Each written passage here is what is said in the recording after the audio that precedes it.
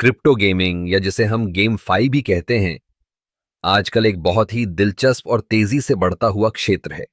पिछले कुछ वर्षों में इसने गेमिंग इंडस्ट्री को पूरी तरह से बदल दिया है।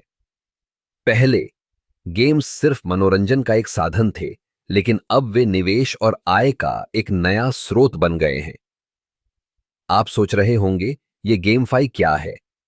सरल शब्दों में, यह गेमिंग और ब्लॉकचेन टेक्नोलॉजी का एक संयोजन है। इसमें खिलाड़ी न केवल खेलते हैं, बल्कि गेम के भीतर की संपत्तियों को खरीदने, बेचने और व्यापार करने का भी मौका पाते हैं।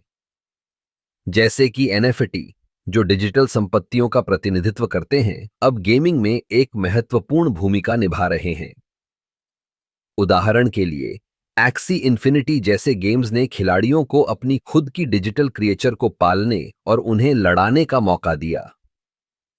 खिलाड़ी इन क्रिएचर्स को खरीद सकते हैं, बेच सकते हैं और इससे पैसे कमा सकते हैं। यह एक नया अर्थ देता है प्ले टू अर्न का। अब खिलाड़ी केवल खेल नहीं रहे हैं, बल्कि वे अपनी मेहनत से पैसे भी कमा रहे हैं। लेकिन इस क्षेत्र में कुछ चुनौतियां भी हैं। सबसे बड़ी चुनौती है सुरक्षा।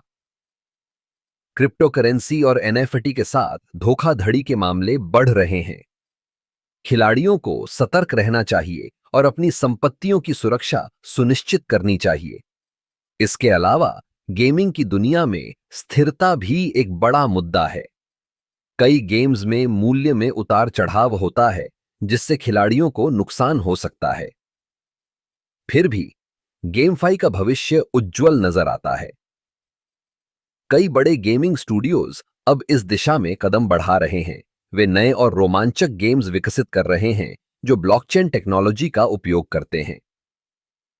इससे न केवल गेमिंग का अनुभव बढ़ता है, बल्कि खिलाड़ियों को नए अवसर भी मिलते हैं।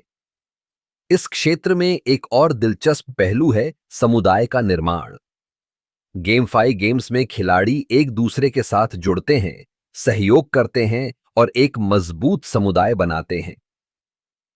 यह न केवल खेल को मजेदार बनाता है, बल्कि खिलाड़ियों को एक दूसरे से सीखने और अपने अनुभव साझा करने का मौका भी देता है।